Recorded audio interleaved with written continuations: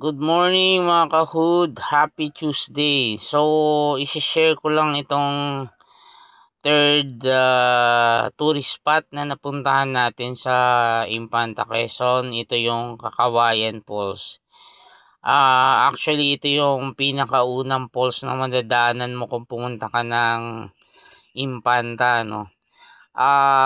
Maliit lang itong falls na to at tabing-tabi ng daan. So, walking distance lang dun sa parking space ng resort, no.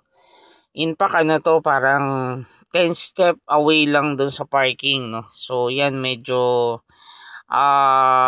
malinis naman, malinis itong part na to at magandang paliguan. Actually, dumating kami dyan mga around 6 a.m. in the morning, so sobrang aga pa. At tulog pa yung nagbabantay dyan. Maraming nagka-camping doon sa gilid. So, nagtayo sila ng tent. So, sobrang liit lang itong pools na to. At, I don't know kung matuturing mo talaga siyang pools to. Kasi ang yan, ganyan lang kalaki yung pools na yan. Parang pools naman talaga kasi nahulog yung tubig eh. So, ganyan lang kaliit yung falls na yan. Parang dumadaloy galing dun sa bundok. Tapos, ginawa nila yan ng parang, anong tawag dyan? Ginawa nila yan ng concrete na paikot para maging swimming pool. The good thing lang is medyo, siya, of course, malinis yung tubig dahil nga galing yan sa spring. At tuloy-tuloy yung pagpapalit ng tubig, so hindi ka mag-worry na baka madumi yung tubig, no? So malinis naman yung tubig dyan sa part na yan. Hanggang doon parang dalawang cage yung ginawa nila ng tubig o dalawang reservoir sorry. So, ayun, pwede kang maka-swimming dyan. But of course, kung mag-swimming ka, dito ka sa pinakataas dahil syempre ito yung pinakamalinis na part ng swimming pool, no? Yung pangalawa, di syempre yung lahat ng dumi nung naligo doon sa unahan, mapupunta doon sa pangalawa. But ito medyo pang matanda to kasi medyo malalim yung area na yan, while yung baba medyo pang kids yung portion na yan dahil mababaw, no. But ito, nung dumating kami halos walang tao, siguro mga 10 or less yung taong nandyan na nagsuswimming, no. So, hindi naman kami nagswimming dyan because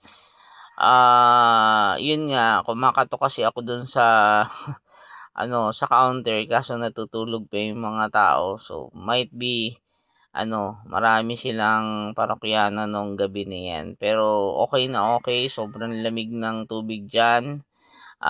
Hindi ko lang gusto yung mga lower part niyan kung saan maraming tao.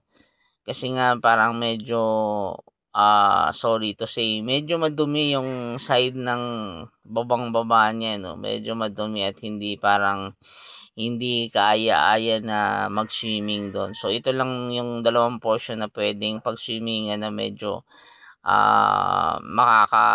may assurance ka na malinis at hindi ka magkakasakit. So, ang ganda nito dun sa mga ibang nag-pictures ng lugar na to. Medyo nadismaya ako kasi hindi naman ganun hindi naman ganun kaganda nung nakita ko siya, no. Okay lang kasi kung ikukumpara ko dun sa napuntahan kong Hagimit Falls diyan sa Davao,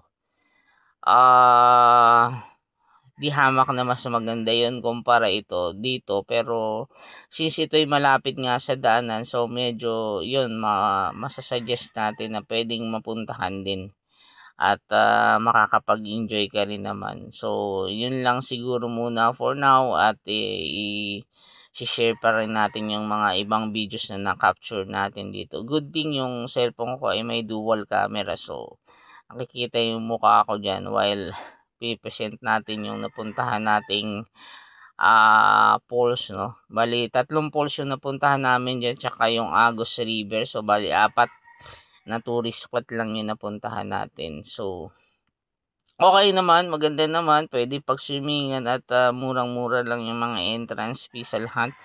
Yung Agos River nga is wala kang gagastusin dahil walang entrance fee doon. Dito parang 50 pesos yung entrance fee dyan. Tapos maganda rin yung parking, malapit sa daan, hindi ka maliligaw, hindi ka tulad doon sa Pinlock, medyo papasok ka ng konti. Ay mabato at rough road dun sa area na papasukan mo. So, yun lang muna for now. Thank you. Sa gustong bumisita dyan, pwede naman kayong bumisita. Good morning again. Thank you. Bye.